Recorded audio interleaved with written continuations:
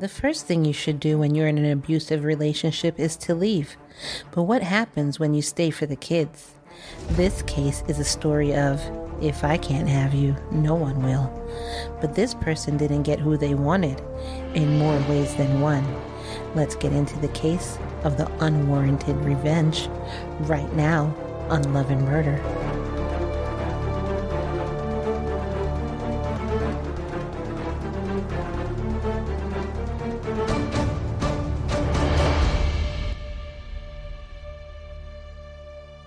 Good evening, everyone. Welcome to a new episode of Love and Murder, the weekly true crime podcast discussing relationships gone terribly wrong. And when I say terribly wrong, how wrong do I mean? Dead wrong, Ky. They're dead. D-E-D. So dead we took out the A. I am your host, Ky, along with my co-host, the gorgeous, the girl who stays up all night, the one who only needs 2 hours of sleep. It's Shalash from New Mexico, and welcome back to our show. Our show discusses true crime cases told in the form of a story with mystery, suspense, and just a little bit of humor sprinkled on top. But never at the expense of the victim. Download Good Pods and subscribe to Love and Murder over there, as well as check out other indie podcasts on Good Pods. Good Pods is good for iOS and Android, so you can listen on the go. No more trying to figure out, hey, do I go to Apple? Hey, do I go to... It's just Good Pods. Good Pods is good for everyone. Mm-hmm. So tonight we're talking about the insanity that is Dwight Jones. This case is a complete testimony as to why people should not stay in abusive relationships. Now, when I was doing research on this case, Char, I really honestly didn't find any humor in it. It's just a sad case. Okay. So you're gonna hear it. And Char wanted to look up this case before we got started, and I told her no, she has to hear it. It was tempting. It's always tempting, but it's always a surprise to me for a while now. So you guys, so I'm learning as you are. It's being discovered and it's unfolding right before all of our eyes. So that's why I'm so animated sometimes. Ky, I'm like, what the, and that happened, and who did? Oh my God! It's just because you never know with these cases. We always find the most interesting out there. Exactly. Mm-hmm. Now, did y'all get to listen to our last episode, the case of Cynthia Sidibeka, which is episode 48. Mm-hmm. In this case, one person was stuck in the middle of two others up until the very end. Yes. Oh my God. Just like the song. We also have a video of the murderer's confession in our Facebook fan group, so you can get the link in the show notes below or search for Love and Murder fan page in Facebook or Google. This was one of those cases definitely for the books. Now, switching gears, in our exclusive community, we have the first episode of Love Obsessions, where we discuss a mother who would do anything, and by anything I have that in quotes, anything for her child, and a man who was a bit too in love with someone. If you want to hear this, go to our exclusive community and Patreon at patreon.com/loveandmurder and join us there. Later on, I'll tell you more about what you get from joining this community. Now, on to the case. Dwight Lamont Jones was born in 1962 in North Carolina and graduated from a high school in Missouri. After graduating from high school, he joined the Army and lived in Scottsdale, Arizona at the time of this story. He married Ky Jones in 1988 while she was still in medical school and he was in the Army. She'd actually just finished her first year in medical school. Oh my God, you know how hard medical school is? Oh. And those 10 years after you've already gone through school for... That's what my daughter wants to do. She wants to be a vet. So even with vets, they have to go to medical school too. I didn't realize that. My God, it's a commitment. Yeah. It is. Yeah. You have to be really dedicated. And this is definitely what you want to do. Mm-hmm. In 1991, Dr. Ky Jones received her medical degree from the University of North Carolina School of Medicine. Then she became a psychiatry resident at Duke University. After this, she did a radiologue residency at the University of Texas Southwestern Medical School in Dallas, Texas. Good Lord, that's long to say. It is. Better you than me. Then in 1998, she went through a year-long clinical Brett Imaging Fellowship at U of T. Wow. I honestly, I guess I would have just dropped out because that's too much school for me. Dwight then left the military after only 3 years of being in, which didn't sit well with Connie because it looked like a lack of ambition on his part. And you can see on her part, she is very ambitious. Yes. Exactly. So for him to be like, well, 3 years in, I'm just going to call this a day. That really didn't sit well with her. Now, as reports show, the marriage was doomed from the start. Dwight started showing signs of depression and started being hostile towards Connie. Now, I'm going to tell y'all this as a side note.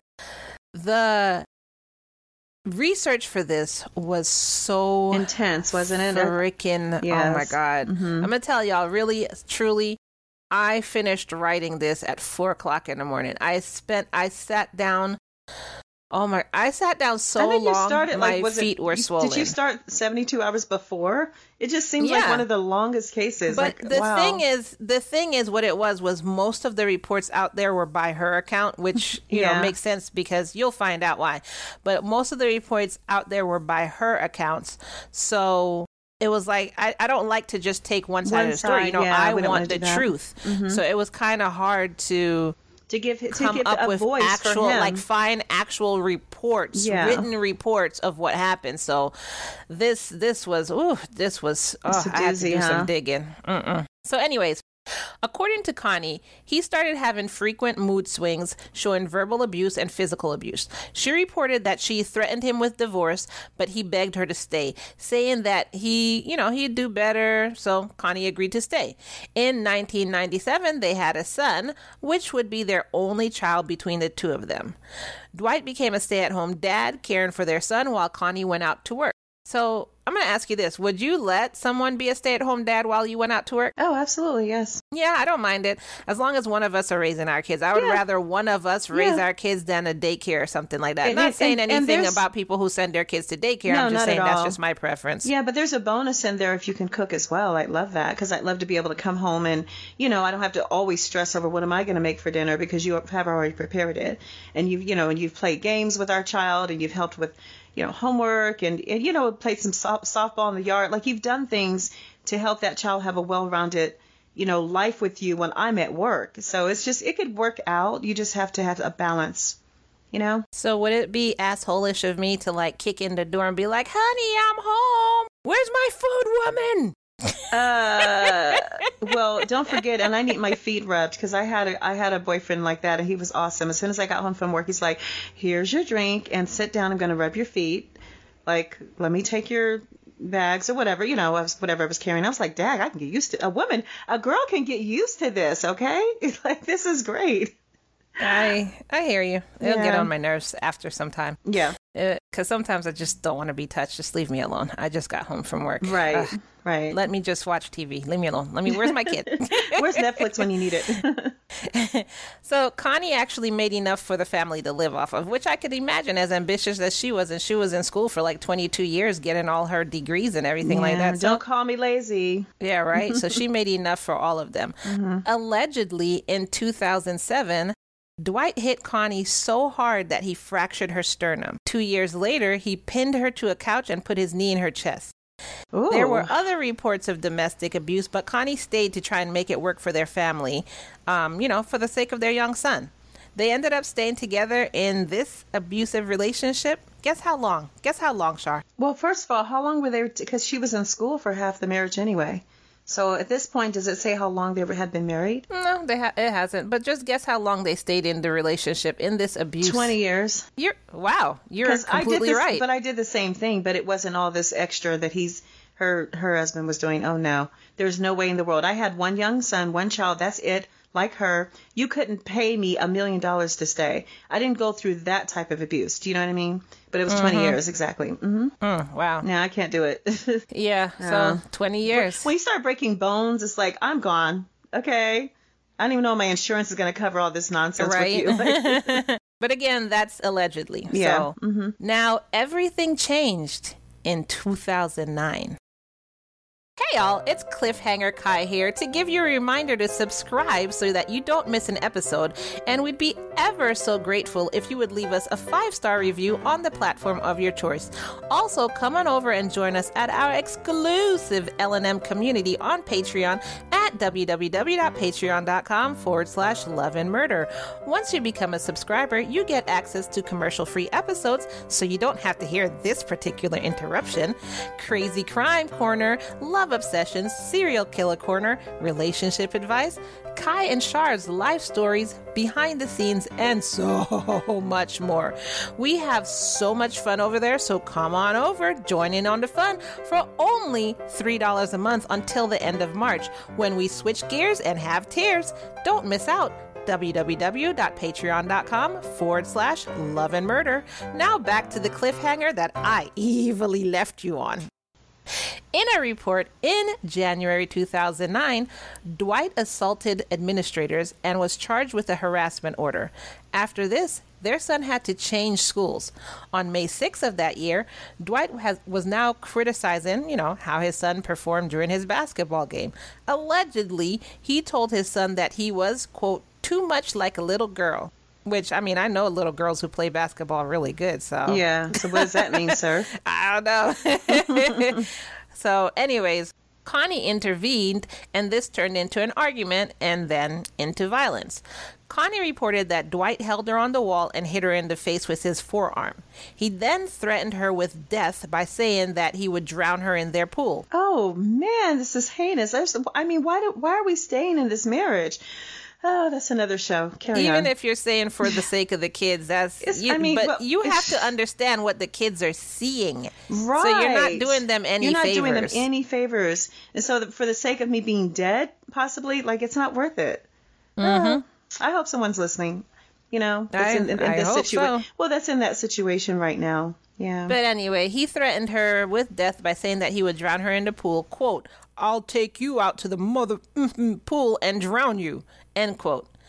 Connie went and called the police, and when they were dispatched, a standoff started. SWAT was called.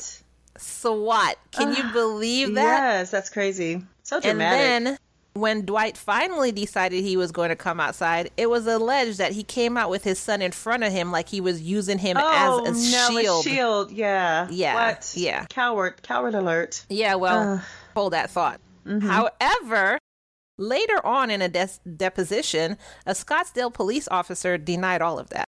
According to court records, he did stay inside with his son and said stuff like, quote, "She's got these cops out there ready to kill me. Your mom wants me to die. She wants you to die." End quote. So you see what I was saying about my research? Because if you just took it from one side of the story, this is what happened. Mm-hmm. But then when I had to look up for court records, this is what really happened. Different side of the story, too. If you just read the news reports and that one side of the story, you're like, oh my God, he's a horrible person, what a monster. He was a horrible person because he did abuse her, but using his son, okay. Don't come at me, people. Let me just say what I'm saying. Abusing your wife is one thing. It's bad, don't get me wrong. That's terrible, abusing your wife or husband, because women abuse men too. But using your son as a human shield, that's a next level. You know what I'm saying? And then to poison his head and say, your mom wants you dead too. Why would you say that to your child? Because surely she does not want her son dead. Still, why would you say that? That's still a lower level than you took that child and put him in front of you for a hail of bullets to hit your child. Yes. So don't get me wrong, it's still horrible, but it's just two layered levels of horrible. Yeah. So anyways, Scottsdale Municipal Court charged Dwight with misdemeanor assault, disorderly conduct, and threats and intimidation. Connie had Dwight 302'd. Now, for those of you who don't know what that means, including myself, that means she had him involuntarily committed to a mental hospital. After this ordeal, 6 days later, Connie filed for divorce. She's quoted as saying, quote, "For as long as I can remember, he said that if I ever left him, that he would kill me, that he could wait as long as he needed to, that he could wait until I had my guard down." End quote. While being evaluated at the hospital, according to records, he was found to be mentally, quote, normal. Basically, what they said was, quote, he was not found to be mentally abnormal and he was released. So, this is what was said. So, she actually put him in a mental hospital, but when they evaluated him, they found nothing wrong with him. This is what I'm getting. So she 302'd him because she thought he was 5150. I hate you. I couldn't resist. Okay. During the divorce, Connie's divorce lawyer, Elizabeth Fellman, retained a forensic psychiatrist named Stephen Pitt to evaluate Dwight. Stephen was also the forensic psychiatrist who consulted on the murder of John Benet Ramsey and the Baseline Killer. Now, we're actually going to do a bonus episode on the Baseline Killer, so go to Patreon. During his evaluation, he performed a risk assessment that came to the conclusion that Dwight's mental health would, quote, continue to unravel without the right treatment, end quote. Basically, this is what Stephen said, quote, without psychiatric intervention and treatment, Mr. Jones's mental state is going to continue to unravel. He will become increasingly paranoid, likely psychotic, and pose an even greater risk of perpetuating violence, end quote.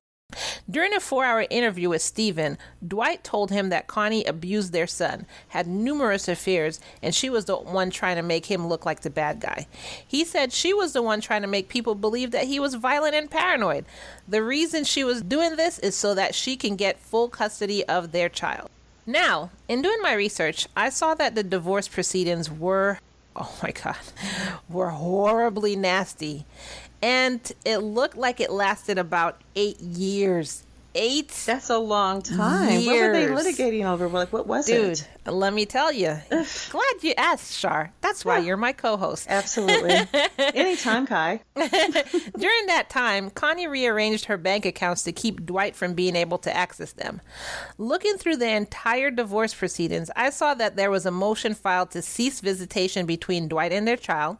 Dwight then asked for an order on maintenance, which is, quote, a court order stating that a divorced or legally separated person must pay his or her former partner a regular sum in order to cover the cost of living, end quote.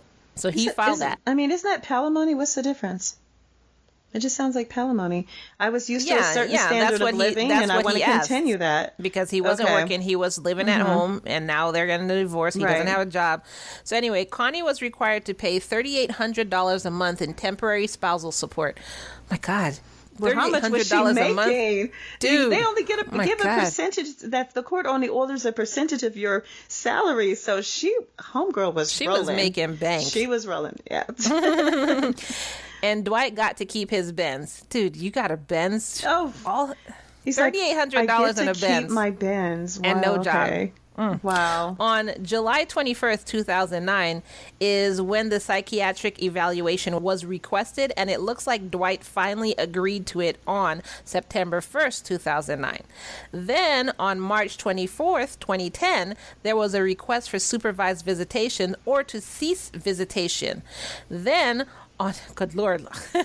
Then on May 10th, 2010, there was a request to attend a parenting skill program from Dwight. So it looks like he was fighting the cessation of you're visitation. On your own with that one, Ky. I can't help you now. During all of this, their son missed their father, and he was affected by what was going on. As you can only imagine. Yeah.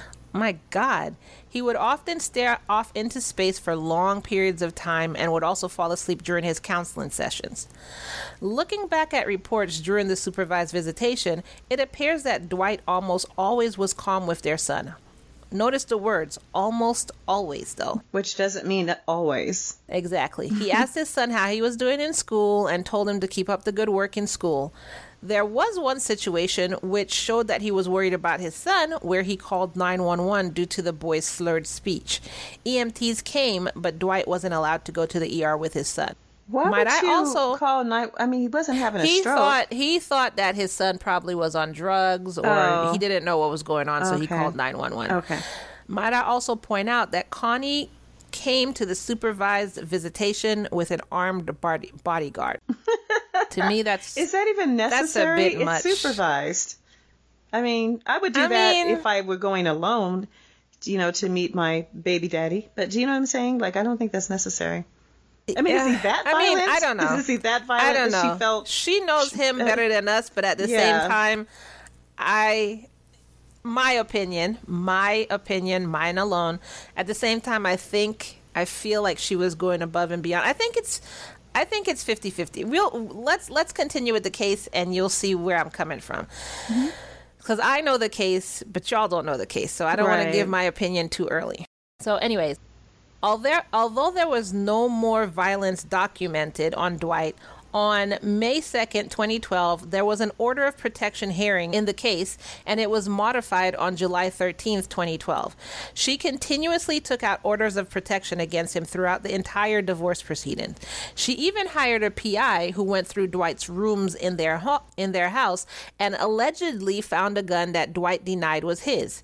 He also claimed to have found a semen detection kit and 3 pairs of Connie's underwear. What the hell is that about? Like, did he buy a semen detection kit and was testing her underwear or something?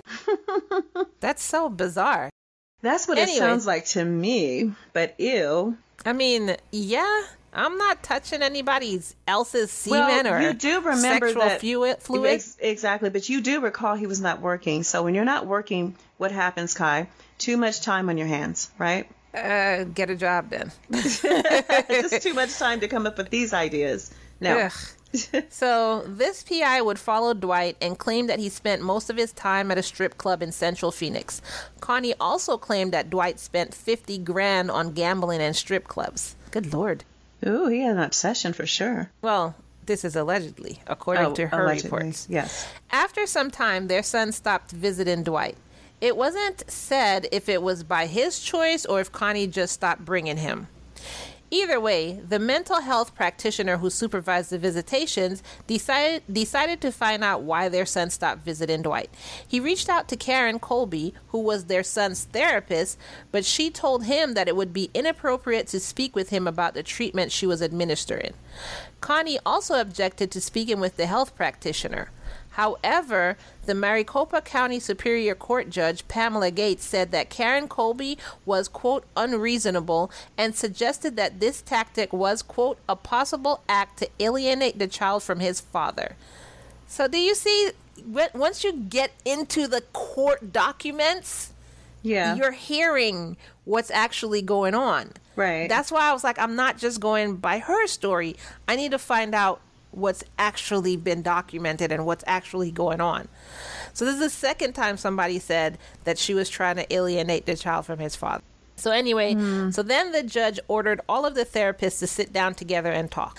Then, on September 20th and 21st, 2010, Connie and Dwight went to trial in family court.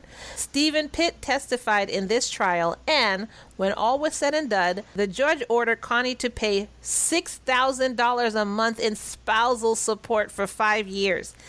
Dude, $6,000 a month. $6,000 a month. Wow. In spousal support for 5 years, and she was ordered to attend anger management classes. Now the question begs, why was she ordered to attend anger management classes? No, I'm just saying, like, if you listen to everything according to her, she never sounded violent from what we heard from the accounts. But it's according to her. You'll hear something. Yeah. If you listen to the episode, listen carefully. I'm constantly saying according to documents or reports, or according to Connie, or allegedly. So you'll hear which one is actually from documents and, you know what I'm saying, which is there's hard evidence, and which is coming from her story. Mm-hmm. So according to her, he was crazy, he was depressed, he was this, he was that. But then when he went into the mental hospital, they were like, he's fine, which, again, I'm not saying that they're always right either. He could definitely have had something wrong with him. I believe he had something wrong with him. But well, let's continue. Anyways, so she was ordered to attend anger management classes. Dwight was ordered to pay $550 a month for child support and to have a psychiatric evaluation in a couple months. She allowed the visitations to continue. However, Connie kept filing for orders of protection. During one of these orders of protection, the Maricopa County Sheriff's Office went to Dwight's residence, which was at an extended stay hotel at 10660 North 69th Street in Scottsdale. So basically, he lived at this motel. Like motel. Mm-hmm. For $6,000 a month, you're out of your mind. No, because he had to keep up with his strip club budget, Ky. Of course. I'm not blowing $6,000 a month on strippers. No offense to strippers, but I am blowing $6,000 a month on you. Sorry. Anyway, so they went to his hotel and made note that he had, quote, minimal possessions, and, quote, appeared ready to leave at a moment's notice. That sounded like my 20s. I didn't have furniture. If I was ready to go, I just packed my clothes in the car and I was out. That was my 20s. But anyways. It's kind of normal at that point of your life. Connie also refused to go to anger management, and when it came time for the psychiatric evaluation, Dwight refused to go. So they're just both sitting here refusing to do everything. Surprise, guys, it's Ky, all by my little lonesome. Char had technical difficulties and she had to go, so I'm going to go ahead and finish out the show by myself because I don't want to let y'all down, but she will be back next week. So where we left off, Connie stated that this was one of the huge issues with the legal system. Number one, that they allowed Dwight to have visitation with his son when the court determined he was potentially dangerous.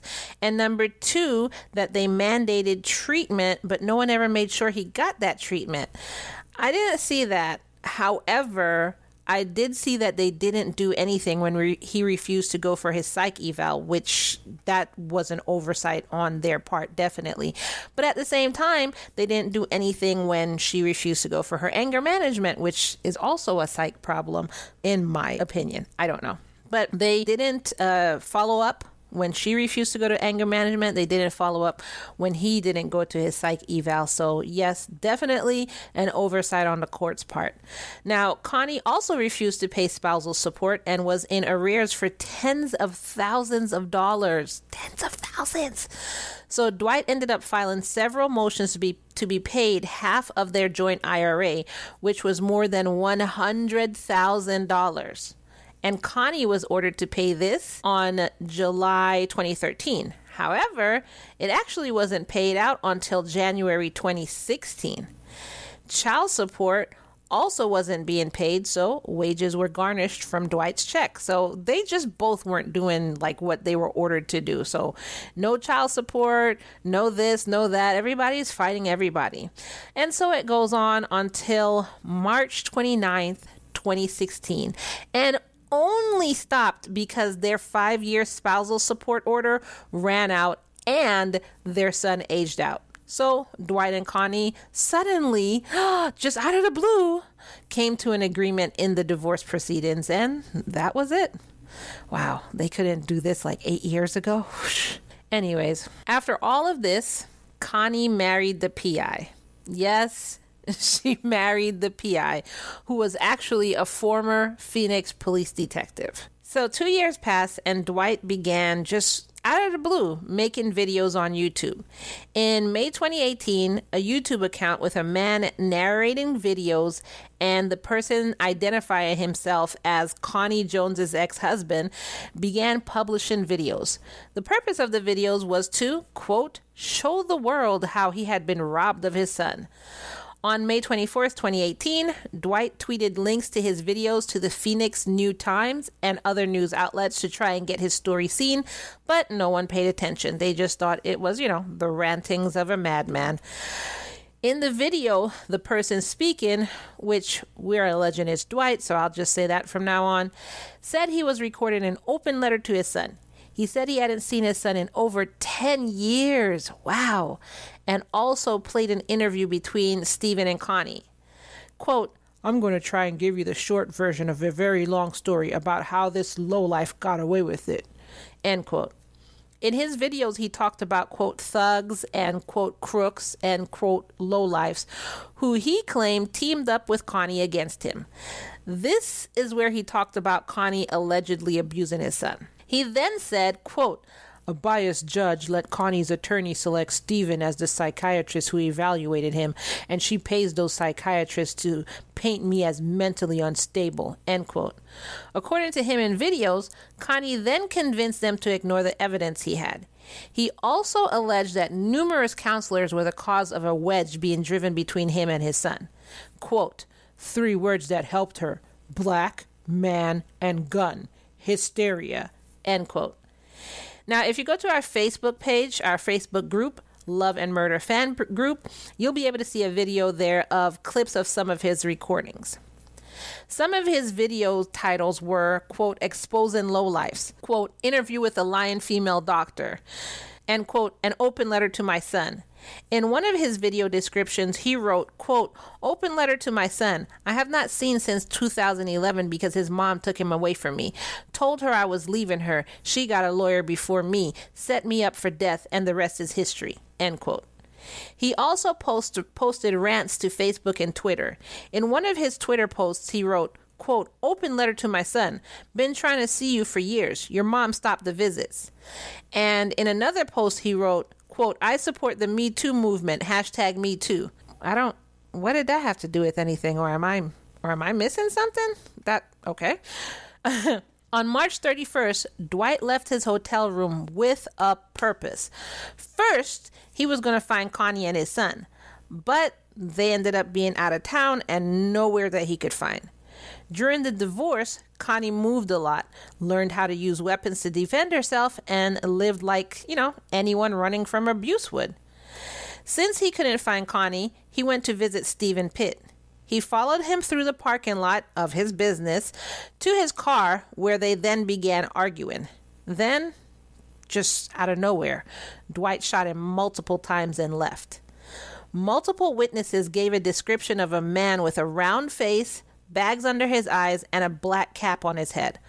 One witness said it was a white man who did the shooting. Then on Friday, June 1st, a woman named Valeria Sharp ran into a family law office bleeding from her cheek. She begged them for help before she collapsed on the ground. Someone called 911, and when they arrived, the driver was recorded telling the dispatcher, oh my God, I don't even know if she's alive anymore. EMT noticed a trail of blood, which they followed back to another building. Inside, they found Laura Anderson dead on the floor from 2 gunshot wounds, one in the chest and one in the back. Everyone in the office was dead, which were 2 people. Later, Elizabeth Feldman, Connie's divorce attorney, came back to work. So basically what I'm seeing is that this was her place of work. Wow, that's crazy. She was probably like at a lunch meeting with a client or something, or just at lunch. Like, ooh, that's crazy. There was one person she could think of who would do this when the cops, asked her, do you have any clients or what's going on? One person that she thought who could do this, and within a couple hours, she gave investigators the name of the person she thought it was. Phoenix police were able to prove that the shooting the day before and on this day were tied together by the collected shell casings from both scenes.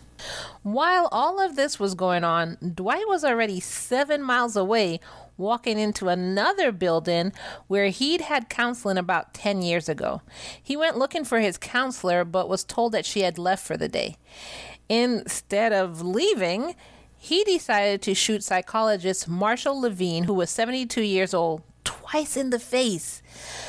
When he hadn't come home, his fiancée went looking for him. When she got to his office, she found his body kneeling on the ground with his head and upper body slouched over on the couch. So basically, when he was alive, it seems like Dwight had him kneel and then probably shot him execution style. When she called EMT, they thought originally it was a suicide, but then when the police arrived, they classified it as an execution. What is wrong with this dude? Now, just to give you some insight, we know this is Dwight doing this, but investigators had no idea who was actually doing this and why. The pattern was executing people in the legal field, but they didn't know actually who was doing it. On Saturday, June 2nd, towards the nighttime, Connie left a message on the police tip line. And on Sunday morning, June 3rd, Scottsdale detective John Heinzelman called Connie back on the number she'd left. She told him that she was not in town and her husband and son were with her. Then she said, quote, all the people, all the places, the 3 places that were targeted are places for people who represented me in my divorce case.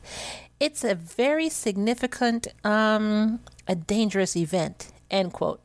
She also told them that she knew Dwight was the person doing this and gave her reasonings for this. Basically, what we said before. She also told detectives her story and the story of the nasty divorce that ended 2 years ago. She also tied the death of Marshall Levine to the case, saying that Karen Colby was the psychologist she took her son to. So Marshall had just subletted half of that office with Karen, and Karen was the one who'd left early that day. Wow, can you imagine how she must have felt when she came back? I mean, it's probably like a mixture of relief that she wasn't there, but also guilt that she wasn't there. I mean, I hope she hasn't carried this with her to this day, but I couldn't even imagine. She described Dwight's gold Mercedes to police and speculated that he might try to kill Paulette Selmy next, as she was the one who did the custody evaluation and was the one who limited his contact with his son to supervised visitation. She couldn't figure out why he was doing this, though, as the divorce had been finalized 2 years ago and they hadn't seen him in years. A few weeks before the shooting, Dwight had tried to friend his son and his son's girlfriend on Facebook, but they both ignored him. He'd also tried to reach out to his son on numerous occasions, but was still ignored by him. I mean, in my opinion, I think his son constantly ignoring him and not wanting to talk to him, I think that could have been the catalyst. I mean, I have so many thoughts on this, but this is such a tricky case. I think I'm going to keep my opinions to myself. After this, investigators began trying to find the Mercedes before anyone else could get hurt. They decided to focus on a small area near Scottsdale Road and Shea Boulevard, and their thought process paid off, as Dwight's car was spotted at about 3:30 p.m. They confirmed that Dwight was the one driving the car. They decided to follow him and see where it led. Because they knew he was armed and dangerous and wanted to limit as much contact as they could, they just decided to follow him instead of, just running up on him. Anybody else could have gotten killed. So I think this was a smart move. They ended up following him all day and into the evening. After he had gone into an apartment complex, that's when they lost track of him. But it was only for 40 minutes before they picked up his trail again. And when they picked up his trail again, he was dropping a friend off at the same apartment complex. And later on, the friend told them that they had actually just gone to eat dinner. They then followed him to McDonald's, where they watched him eat an ice cream cone, like he didn't just, go on a murder spree. And then they watched him dispose of a 22 caliber Beretta handgun in a dumpster outside of McDonald's. He then tossed a black cap into a Circle K trash can. Then he went back to the hotel he'd been living in. The police sat outside his hotel watching him while other investigators tracked his cell data. They found that he'd made another stop that they weren't aware of in an upscale neighborhood in Fountain Hills. When they sent units to this location, they discovered a discarded folded up wheelchair right outside the front door. Uh-oh. Police entered the residence and found two bodies, Mary Simmons and Brian Thomas, both in their 70s.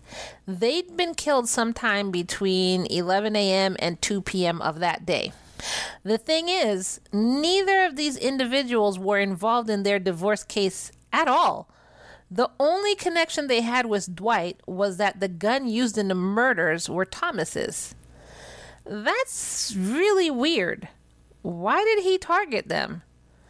I mean, he shouldn't have targeted any of them, but it seems like he had a plan for the rest of them, and there was a reason as to why he went after the rest of them. But why these two people, or was it random just to get the gun? Either way, this was enough to tie Dwight to the murders.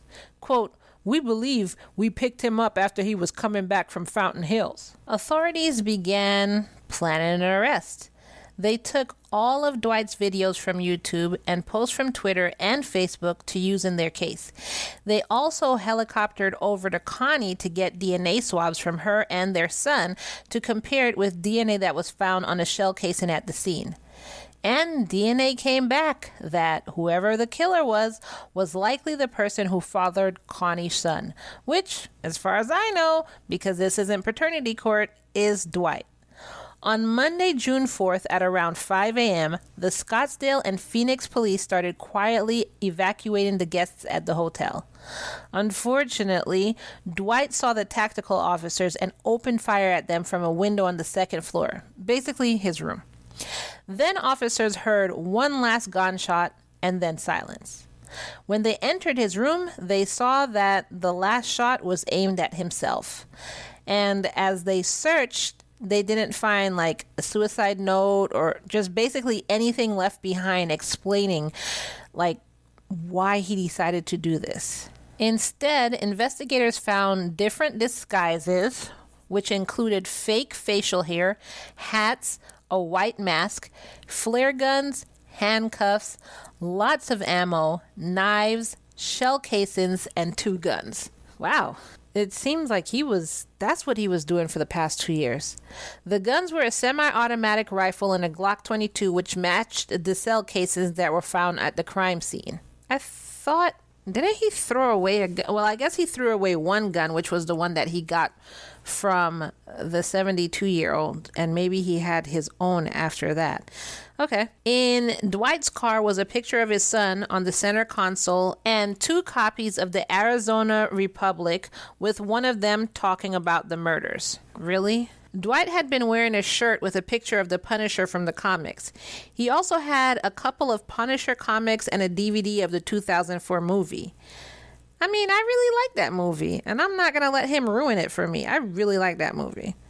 For those of you who don't know who the Punisher is, according to Google, quote, "The Punisher is a fictional anti-hero appearing in American comics books published by Marvel Comics. The character was created by writer Jerry Conway and artist Ron Romita Sr. and Ross Andru. The Punisher made his first appearance in The Amazing Spider-Man number 129, end quote. So all of that to say, the thing about the Punisher is that his wife and son were killed, and then he decided to get revenge on every single last breathing person who took them from him. So that's really like the origin story of the Punisher.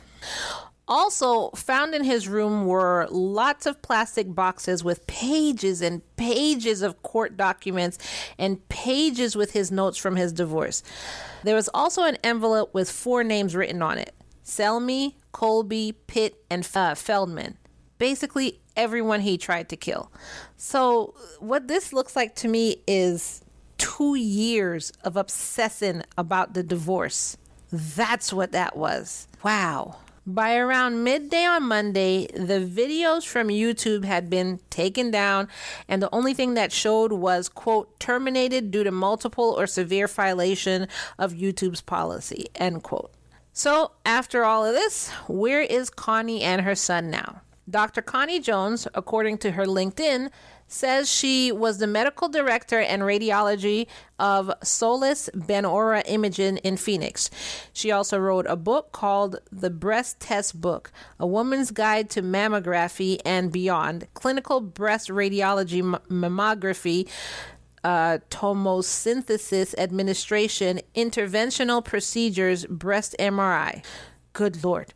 That's a long name for a book, but I guess it hits all the keywords so it can come up in Google. But that is a long name for a book. She was also listed as a board member for the Peace of Mind Breast Cancer Conference. Her son, on the other hand, shies away from the limelight, as you can imagine. I feel so bad for him. In the beginning, he just missed his dad. Like, he missed his dad a lot. But as his dad's mental health declined, and who knows what else, he just really checked out. I really hope he's doing well now. I really do. Anyway, so that is the story of Dwight Jones and Ky Jones and everyone else who wasn't even in the marriage. So what did y'all think about this episode? Do you think it was just a clear-cut case of abuse and, a stalker, and that's just it? Or abuse and the decline of mental health? I mean, the abuse was in there. That's documented. But what do you think led to this last part? Do you think it was just stalkerish? Or do you think it was an issue with his mental health? He actually was declining, and all of this stress and everything that happened in these 8 years, which 10 years because you had 2 years after the divorce, led him to just basically crack. So let me know in the comments below what you think it was. I'd love to hear from you, especially since I'm basically just talking to my microphone right now since Char left me. So as usual, if you like this episode, then head on over to Apple Podcasts or Spotify and rate us 5 stars. 1, 2, 3, 4, 5. You can also download Good Pods and rate us on there too. You can say whatever you want in the description, but please do that because it does help bring us up in the chart so others can find us just like you did. Don't forget to visit us on Patreon to become an exclusive member of the L&M community. You get commercial-free, full-length episodes so you don't have to get on cliffhangers that Ky left you on earlier. So you'll get commercial-free, full-length episodes of Love and Murder. You also get bonus content like cases about love obsession or cases about the craziest crime, or our new serial killer corner. I know last episode I sounded excited about it. I mean, it's just a new story. I'm not excited that it's serial killers. That's like crazy. You also get host stories, behind the scenes, and so much more. Right now, all of this is only $3 a month. And if you subscribe right now, you stay grandfathered in even when the price changes. In April, we're going to up the price and the $3 tier will be the beginner one. So now's the time to get into this exclusive community. Follow us on social media at facebook.com/relationship crime, Instagram at Love Murder Podcast. Join our Facebook fan group by searching Love and Murder fan page in Google or Facebook, or very easy, simply by clicking in the link below in the show notes. Find our awesome merch by going to our website, www.murderandlove.com. That's love and murder backwards, murderandlove.com, and clicking on our shop in the menu above. And an easy and free way to help us out is by simply sharing this episode. Just hit that share button and share with your friends, share with your family, share with your ex-husband, share. And that is all that I have for you tonight. Unfortunately, Char isn't here to close out the show, so I will do it by myself by reminding you, do not stay in abusive relationships. Get yourself out there, get help, talk to the cops, talk to whoever will help you. And remember, for everyone out there, it is all love and no murder, y'all. Good night.